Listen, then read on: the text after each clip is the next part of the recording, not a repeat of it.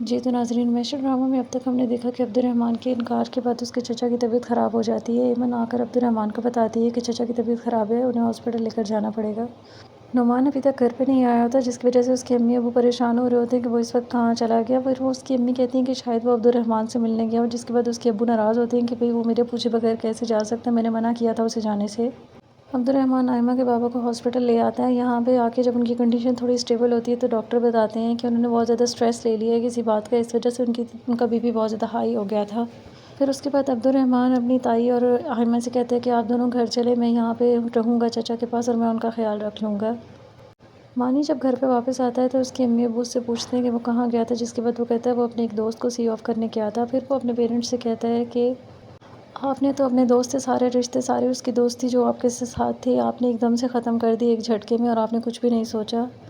اس کے بابا کہتے ہیں کہ اس نے بھی میرا دل توڑا ہے، میری امید کو توڑا ہے اس نے، جس کے بعد وہ کہتا ہے کہ ان کے پاس ایک ویلڈ ریزن تھا اس کا انکار کا، اگر میں آپ کی جگہ ہوتا تو میں ہر قیمت پہ اپنی دوستی بچاتا ہوں۔ اگلے دن جب ناشتے کی ٹیبل پہ سب ناشتہ کر رہے ہوتے ہیں تو نعمان آتا ہے اور وہ ان کو بتاتا ہے کہ وہ ہاسپٹل جا رہا ہے کیونکہ ان کے دوست کی طبیعت ٹھیک نہیں ہے۔ اس کی امی پوچھتی ہیں تمہیں کس نے بتایا، جس کے بعد وہ کہتا ہے کہ آئمہ نے مجھے فون کر کے بتایا ہے، آپ لوگوں کی ناراضگی کی وجہ سے انہوں نے یہ بات دل پر لے لی اور وہ اب ہاسپٹل میں ہیں کل رات سے۔ یہ بات سنتے ہی اس کے امی ابو بھی وہاں جانے کے لیے تیار ہو جاتے ہیں۔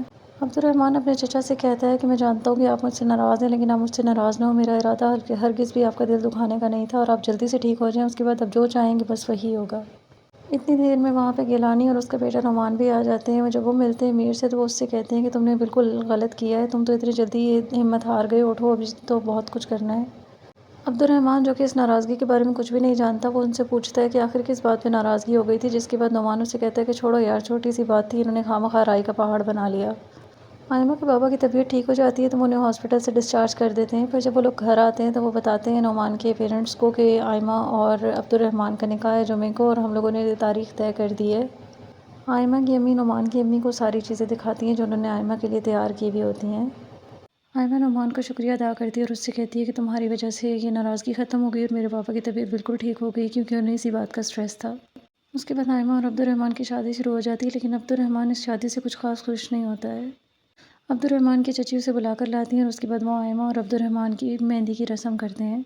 مہندی کی رسم کے بعد عبدالرحمن آئمہ کے پاس جاتا ہے اور وہ اس سے کہتا ہے کہ مجھے تم سے ضروری بات کرنی ہے، لیکن وہ اس کی کوئی بات نہیں سنتی اور اسے کہتی ہے جو بھی بات ہوگی اب شادی کے بعد ہی ہوگی۔ دوسری طرف فوزیہ آئمہ کے پاس آتی ہے اور وہ کافی زیادہ غصے میں ہوتی ہے اور اسے کہتی ہے تم نے میرے ساتھ بالکل اچھا نہیں کیا، تم اچھے سے جانتی تھی کہ میں عبدالرحمن سے محبت کرتی ہوں، لیکن اس کے باوجود بھی تم مجھ سے خود شادی کرنے کے لیے تیار ہو گئی۔ آئمہ فوزیہ سے کہتی ہے کہ تم تو ایسے بات کر رہی ہو جیسے تم بہت زیادہ سیریس تھی اور تمہاری بچپن کی محبت ہو، جبکہ میں جانتی ہوں تمہارے تو اس سے پہلے بھی کافی بار تمہیں محبت ہو چکی ہے، اور یہ کون سا تمہاری پہلی محبت تھی۔